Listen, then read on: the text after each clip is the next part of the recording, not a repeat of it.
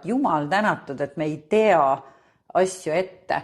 Et kui ma nagu oleks selle teadmisega, et kui raske see sai olema on ju teha töö ja laste ja kõige kõrvalt ülikool. Ja ma arvan, et ma ei oleks läinud, ma oleks nagu kartma. Ja siis justus see, et ma läksin ühel päeval ühte kohta metsa Jaanitulele. Ja seal tutvusin oma praeguse abikaasaga, kelle kohta mulle öeldi, et seda ei maksa. See on naistemees ja napsumees. Naiste ja napsumees. Ja ära seda küll, palun. Sellest ei tule mingit nahka. 15 aastat. See oli ühel kenal detsembri alguse päeval, kui ma lihtsalt sõitsin rongiga kodupoole ja ma järsku nagu, seal juhtus seda ja teist ja kes helistas ja kes mida ja nii edasi. Ja siis ma järsku nagu, ma mäletan, ma helistasin emale, ütlesin, et emme, et mina enam koju ei lähe.